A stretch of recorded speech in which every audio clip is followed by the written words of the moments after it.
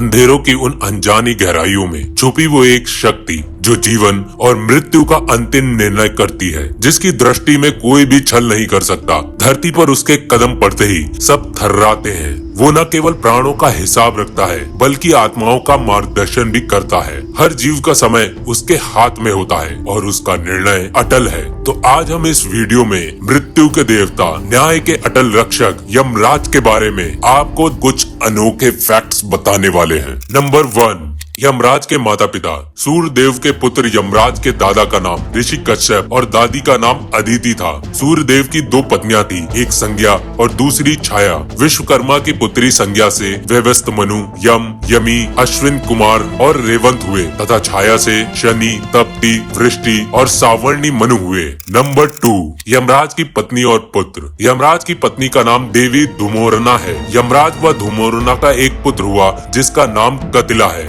यमराज के मुंशी चित्रगुप्त हैं, जिनके माध्यम से वे सभी प्राणियों के कार्यों और पाप पुण्य का लेखा जोखा रखते हैं। चित्रगुप्त की बही खाते का नाम अग्रसंधानी है, जिसमें वे प्रत्येक जीव के पुण्य और पाप का हिसाब रखते हैं। नंबर 3, धर्म के राजा। पुराणों के अनुसार यमराज को धर्मराज कहा जाता है, क्योंकि यमराज ही मनुष्य के धर्म और कर्म के अनुसार उसे अलग अलग लोगों और योनियों में भेजने का कार्य करते हैं। इनके बारे में ऐसा भी माना जाता है कि धर्मात्मा व्यक्तियों को यमराज का स्वरूप कुछ विष्णु भगवान की तरह प्रतीत होता है और पापियों को यमराज के उग्र रूप के दर्शन होते हैं। कोई भी मनुष्य अपनी मृत्यु के बाद में सबसे पहले यमराज और वरुण देवता को ही देख पाता है। नंबर 4, यमलोक। पुराणों के अनुसार यमलोक को मृत्यु लोक के ऊपर दक्षिण में 86 योजन दूरी पर माना गया है। एक योजन में करीब 4 किलोमीटर होते हैं। 1 लाख योजन में फैली यमपुरी तथा यमलोक का उल्लेख गरुड़ पुराण और कठोपनिषद में मिलता है। यमराज के लोक को यमलोक, संयमनीपुरी के अलावा पितृलोक भी कहते हैं। पितरों का निवास चंद्रमा के ऊर्ध्व भाग में माना गया है। गरुड़ पुराण में उल्लेख मिलता है कि यमलोक में बड़ी बड़ी अट्टालिकाएं और राजमार्ग हैं। यमलोक में चित्रगुप्त का एक विशाल महल है, जो यमराज के सहायक के रूप में कार्यरत रहते हैं।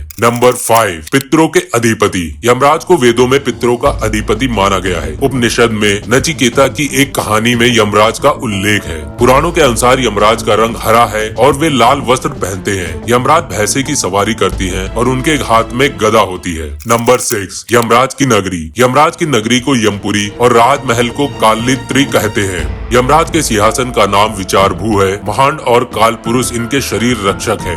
यमदूत उनके अनुचर है। वेद्यत यमराज का द्वारपाल है। 4 आंखें तथा चौड़े नाखूनों वाले 2 प्रचंड कुत्ते यम द्वार के संरक्षक माने जाते हैं। नंबर 7, यमलोक के द्वार। हिंदू धर्म शास्त्रों के अनुसार यमलोक में 4 द्वार हैं, जिनमें पूर्वी द्वार से सिर्फ धर्मात्मा और पूर्ण आत्माओं को प्रवेश मिलता है, जबकि दक्षिण द्वार से पापियों का प्रवेश होता है और ये पापी यमलोक में यातनाएं भुगतते हैं। विधाता लिखता है, चित्रगुप्त बाजता है, यमदूत पकड़ के लाते हैं और यमराज दंड देते हैं। मृत्यु का समय ही नहीं, स्थान भी निश्चित है। 10 दिशाओं में से एक दक्षिण दिशा में यमराज जी विराजमान रहते हैं। नंबर 8, यमराज के जन्म। स्मृतियों में ग्रंथों के अनुसार अब तक 14 यम हुए हैं। यम, धर्मराज, मृत्यु, अंतक, व्यवस्वत, काल, सरभूतक्ष, औदुम्बर, दद्र, नील, परमेष्ठी, वृकोधर, चित्र और चित्रगुप्त। धर्मशास्त्र संग्रह के अनुसार 14 यमों को उनके नाम से 3-3 अंजलि जल तर्पण में देते हैं। स्कंद पुराण में कार्तिक कृष्ण त्रयोदशी को घी जलाकर यम को प्रसन्न किया जा सकता है।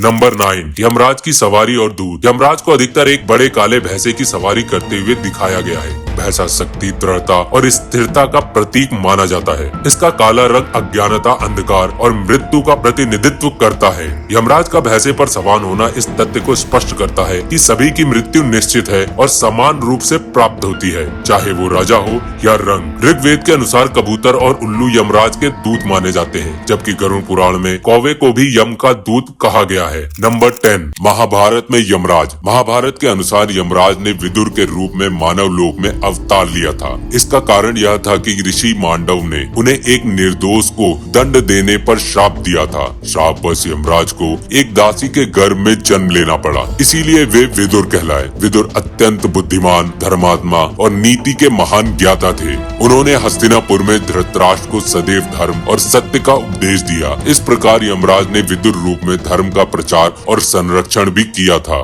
नंबर 11, सावित्री का वरदान। पौराणिक कथा के अनुसार अनुसार सावित्री के पति सत्यवान की अल्पायु थी और नियति के अनुसार समय पर यमराज उनके प्राण हरण करने आए। यमराज सत्यवान के प्राण लेकर यमलोक की ओर बढ़े, तब सावित्री भी तपस्विनी के समान उनके पीछे चल पड़ी। यमराज ने उसे लौटने को कहा, पर उसकी निष्ठा, विनम्रता और धर्म युक्त वचनों से वे अत्यंत प्रभावित हुए। इससे यमराज जी प्रसन्न हुए और उन्होंने उसे वर मांगने को कहा। सावित्री ने पहले अपने ससुर की आंखों की रोशनी और राज्य लौटाने का वर मांगा। अंत में उसने ऐसा वर मांगा कि उसके 100 पुत्र हों, जो सत्यवान के बिना संभव नहीं था। यमराज अपने वचन से बंधे हुए थे, इसीलिए उन्हें सत्यवान के प्राण लौटाने पड़े। नंबर 12, यमराज की मृत्यु। अंत में जानिए यमराज की मृत्यु कैसे हुई। शिव भक्त श्वेत मुनि की मृत्यु का समय आया था तो यमराज ने मृत्यु पास को भेजा, लेकिन मुनि के यहाँ भैरव बाबा पहरा दे रहे थे। बाबा ने मृत्यु पास को प्रहार करके उसे मूर्छित कर दिया। ये देखकर यमराज